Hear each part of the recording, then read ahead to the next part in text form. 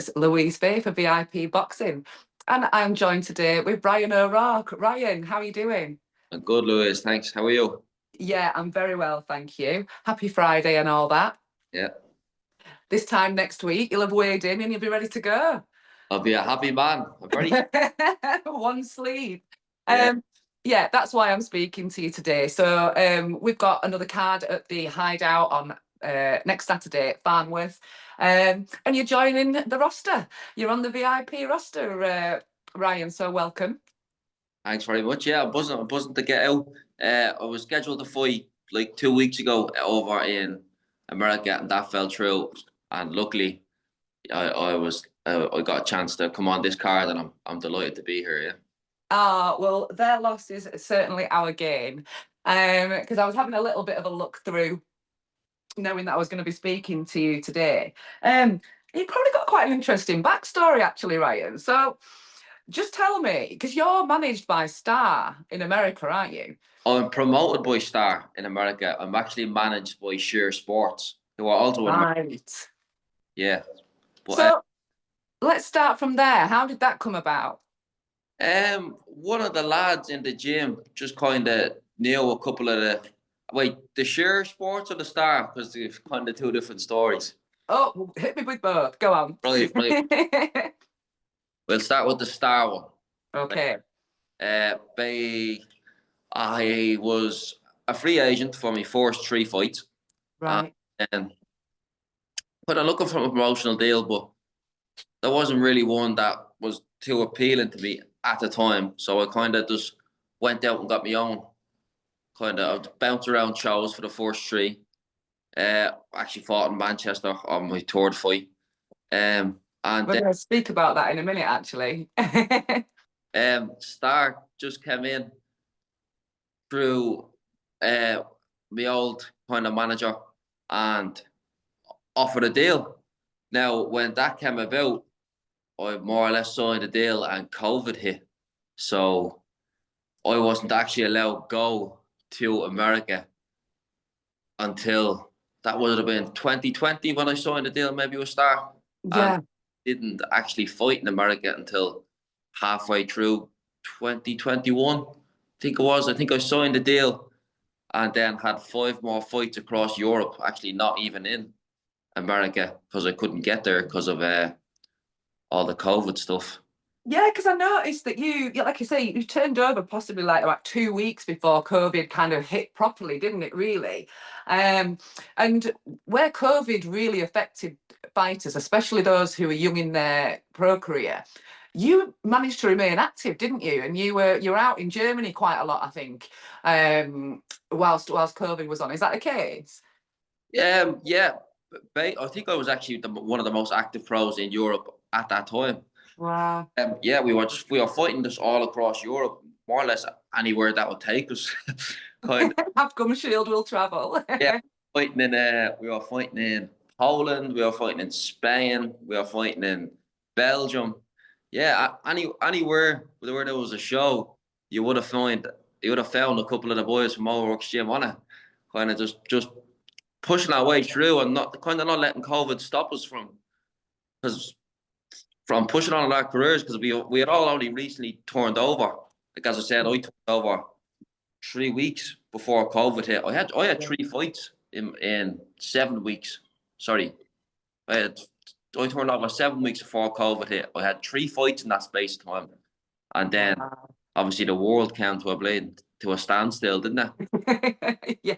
But we didn't let that stop us anyway. But I had five more fights then, I think, during the COVID time. And then eventually I was actually allowed to finally get across to America. And it was about Mayish, maybe 2021, when I actually had my American pro debut. Yeah. And that's how And it came about. A bit of a mad one. And how was that for you then? Was it really like kind of doing your debut all over again because it was such a kind of a big occasion in comparison to domestic boxing or European boxing? I think it was, yeah, because everybody has the kind of say American dream, like don't they, of got getting across and fighting in America. Yeah. It was nearly like starting all over again. It kind of gave me that debut buzz back, even though I was about 8 or 9 fights in. but it kind of gave you that little butterfly feeling and stuff. And yeah, I really enjoyed it, man, because it gave me a good buzz. It's always good when you get to go to America. It was in New York. I Oh, was amazing. I was living the good life. Yeah. We've got some, speaking of America, I suppose we've got some interesting fights going on tonight. Yeah. Times Square is the place to be, or not, depending on who you are. Have you got any predictions for it? Uh, I, in my opinion, I don't think there's going to be any shocks. Like it's going to be pretty straightforward. Garcia will win, Haney will win, and Tiafimo will win. Oh, simple as that. Yeah. It's so funny because I was watching the weigh-in yesterday actually, and they were talking about every fight being a 50-50 fight and that you can't pick them in this fight. And you're one of the first people that I've heard that has literally said there are going to be no, it's not going to be like that. It's as simple as this. Nah, I can't see them. There's too much money on the line for them not to be. They're more or less setting up a Haney Garcia rematch, so I can't see them. So That you don't think the £40,000 Rolly Romero boots are going to do anyone any favours? No one's going to no, get a pair of those. no, they're gonna get them up off the canvas. Brilliant. Well, back to you. Unfortunately, we're not. Farnworth isn't in America. It is in the wonderful world of Bolton, but I promise you a little bit of sunshine. And come next Saturday night. I think we've got you an opponent, haven't we? Yeah, like Garcia, I think his name is something like that. I don't know his name. I probably should, but Well, on that, do you take any interest in your opponents? Do you look them up? Or at this stage in your career, I should probably tell people 12-0, 3 knockouts. At this stage in your career, is it very much I'm still going into it like my amateur days kind of thing, and finding the way? uh, to be honest, I did have a little look at him there the other day, but sorry, 1 second, we dog got him mental. Shut that dog up, will you? Right, sorry, back to this. No worries. Uh, what was I saying? Yeah, I do. I had a little look at him yesterday. I watched him. I think he was fighting. I think it was Luke McCormack. I think I watched Yes. around, and then he might have fought some lad from Liverpool. I think I had a look at that one. His most recent fight, I think, about a month ago and 4 months ago or something. I had a little look at him. I kind of had a little think in my head of what way I'm gonna box him, but in my head, I'm thinking as long as I perform to my best, I should get the win. I should basically be okay. Yeah, as long as I perform to my best abilities, I'll be good. Well, there is a bit of a buzz around and about you, Ryan, and people do expect you to go far. You have got that prospect label. Does that come with pressure? Especially kind of fights falling through, the emotions of all of that kind of thing. Then next minute, oh, you're back on a card, you're going to be traveling here, you're going to be doing these things. Does that put that pressure on you to perform at the best no matter what's happening at this stage? Um, I wouldn't say pressure now because I'm a pretty laid back sort of bloke, so I kind of take it stuff in me stride. But no, I'd enjoy any sort of pressure that would come along with it. I suppose. What did he say? Pressure's a privilege. Pressure's So a privilege and it makes diamonds. exactly, yeah. And I fully believe one day I'm gonna be that diamond in the rough I am at the moment. I just need to be found. But yeah, I enjoy the pressure or whatever pressure comes with it. But as I said, I just take it in my stride. Takes things fight by fight, and yeah, we'll see where we end up at the end of this career. I think So it'll be a good place though. you are from O'Rourke's gym, so do you want to explain to people what the connection is there, Ryan?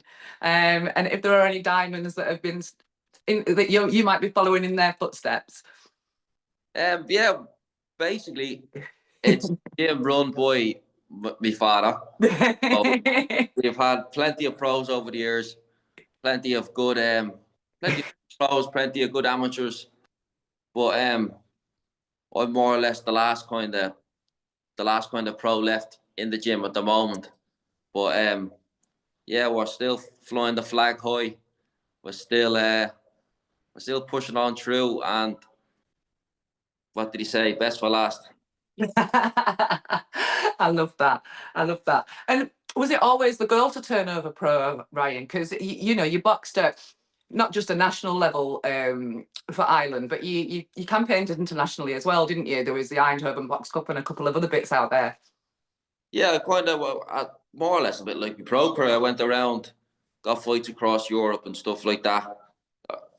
In my opinion, to be apprenticeship there. Yeah. Kind of got all the experience I needed at a pretty young enough age. Was My goal was never to go to the Olympics or anything like this. My goal was to always be a professional boxing world champion. As a kid, you see the greats hold the belts above their head, and as I said, that was my dream. Looking up the likes of Ricky Hatton and Prince Asim and Floyd Mayweather, I would have watched them growing up. Prince Asim was probably a bit before my time, but on YouTube and stuff. Yeah, yeah, still. Did a good highlight of him. But you always see them carrying that WBC belt or whatever the belt, WBA, IBF, WBA. Yeah. You hold them up above their head.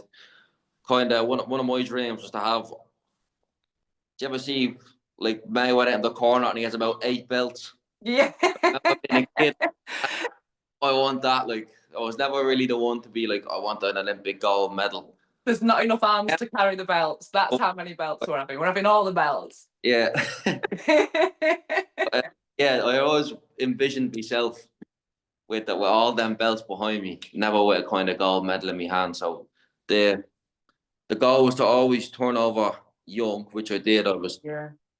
I was 20 when I turned over, yeah, which is young for a pro. Like Yeah. How old are you now, Ryan? 25 now, so I've had 5 years experience. Old man now. Yeah, exactly. I'm getting old now, but I'm 25, but I've already had 5 years experience in the program, which is good. And yeah, hopefully I'll have plenty more years to come. But yeah, You mentioned a couple of people there, Ricky Hatton, Prince Nazim, both super entertaining fighters in the ring, but who were really able to connect with their fans as well. And I can see there's a certain person over your shoulder on the wall in Josh Warrington, in a poster, who I don't know if you're aware, but is managed by VIP. And he's one of the board directors. So he'll be all over knowing what you're up to at the weekend. that's good to know. How difficult is it to, the reason I'm asking, moving on to that, how difficult is it to commit to your training wholeheartedly, but still find that time to connect with fans, to deliver tickets by hand, to make sure that you keep in touch with everybody, to keep the Instagram alive, all of those things that people don't necessarily think about as being a professional fighter, but it is a big part of the game, isn't it? Oh, it is. It's a very big part of the game because a lot of the time, no matter how good of a boxer you are, if you can't sell tickets, you probably won't go too far in this sport, which is a bit mad to think of. Like a good ticket seller would probably nearly go for it. Definitely get better opportunities than a kind of a top class talent who can't sell too many tickets. So if you any chance you get to connect with people and to kind of get your name out there, as you said, on Instagram and stuff, it's a big part of today's it's a big part of today. Boxing business, isn't it? It can be the difference in you getting signed up by a big promotion or getting a big fight or kind of the amount of money you earn in a fight. It can all be down to how many tickets you sell, how many Instagram followers you have, all sorts of stuff like this. So it's definitely a big part of today's game that a lot of people don't kind of maybe understand outside of boxing, but it's becoming a very big part of it now, yeah. Yeah, and I think Misfits and the celebrity crossover style boxing has really made that come to the forefront, hasn't it? And made people realise actually that this isn't just about what you can do in the ring. But speaking about that, this is where I'm going to kind of finish up. What can we expect from you come Saturday night at Farnworth, Ryan? I'm just looking to put on a good performance. I know that the fella on fighting's never been stopped before, so if I could get that, that would be good. But other than that, just slickful skill and class boxing. Yeah.